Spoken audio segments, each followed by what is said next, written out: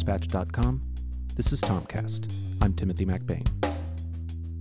Recently, I had the pleasure of sitting down with writer, Obie Award-winning playwright, and star of stage and screen, Wallace Shawn. We talked about his life in the theater and the relationship between art and politics. Well, I've gone back and forth over the course of my life about art. When I was, say, 15, I wanted to be a writer. I didn't question the value of beauty in people's lives. It seemed self-evident to me that it was a wonderful thing to try to write or paint or make music. By the time I was 17, I had decided that art was immoral, actually, and that it was not appropriate to devote your life to beauty. On the contrary, I discouraged other people from taking an interest in artistic things. And I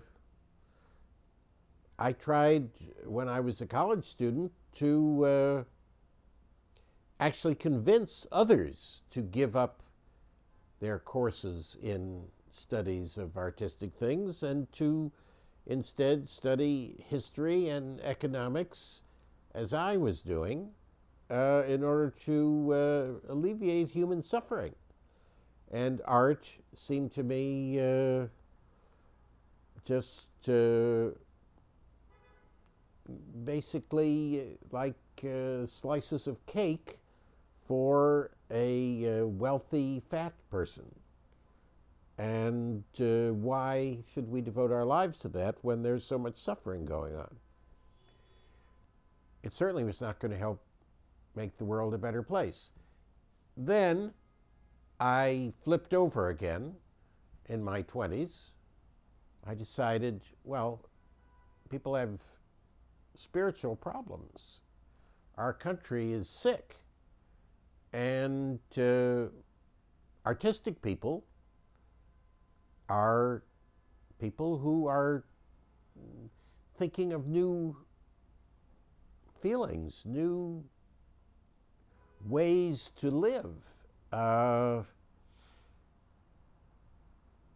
different artistic forms are ways that people think about human life and how to make it better.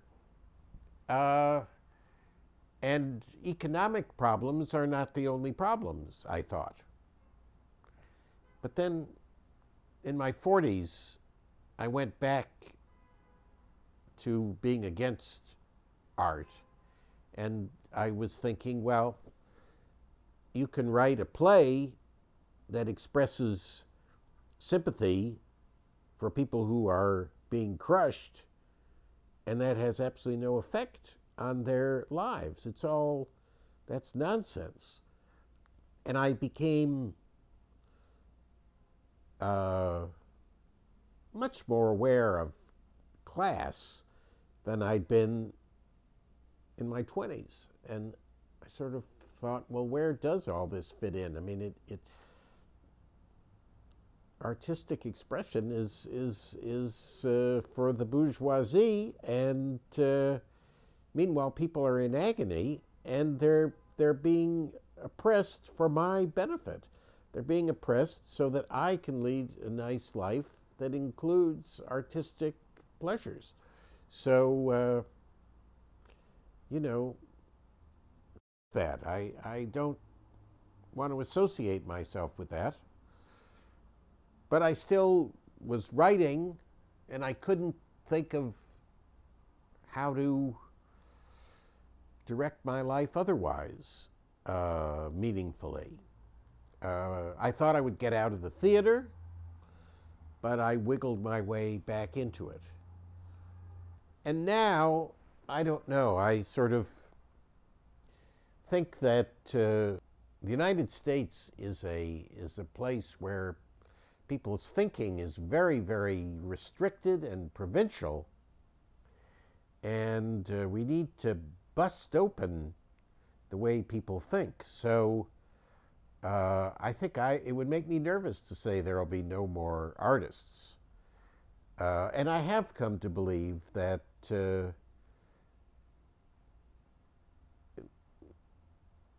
bourgeois people should become interested in art rather than in power and, supremacy. And I do think that art has a value in stretching people's brains and causing people to break out of provincialism. And it also, for the declining empire, it would be very beneficial if people focus their attention on beauty and poetry rather than trying to retain their grasp of the empire and of the material luxuries that we're addicted to. And I mean, I think that we are inundated with lying. I mean, most people only hear their family, their colleagues at work, and propaganda, lies. The stuff that's on television or that is coming at people is a fake world. So people who are writing poetry or symphonies or plays are often struggling to express truth. They're struggling to break through these lies and cliches and to say, look at what's going on around you, look at reality. And I think it's one of the sickest things about our society that everybody believes that artistic work is something that should only be enjoyed by a few wealthy people. This is tragic because the hunger for artistic expression is so great that every society must have it, but our artistic range is very narrow in this country, and it's terribly limited. The problem is that powerful forces control what we like or what we think we like. Most Americans, even the most quote-unquote educated, think that they like pop music better than classical music. Is it really true? It may not be really true. It's true enough so that they don't even try to listen to classical music. But in every way, we are made to feel that we like what is simplest and in some cases stupidest or less ramified, less faceted. We tend to believe that that's our preference. I believe it about myself. And yet it isn't really true. It's false. I can understand that a musician might feel that I don't know how to integrate my political views into, my string quartet. Literature is, I think it began really with politics. I mean, obviously the Iliad of Homer it's about politics. Most of the Greek plays are about politics. I mean, Oedipus Rex, the Trojan Women, I mean, almost all of those Greek plays, if not all, Antigone, they're on political subjects. Now, I don't think that the Greek plays are any different from Death of a Salesman. They're not directly trying to make one point. They're studying a political situation. Any ambitious writer who would be writing about a political situation would immediately be including a lot of complexities, whatever his beliefs might be. I mean, Shakespeare probably had certain political views. Chekhov certainly did. And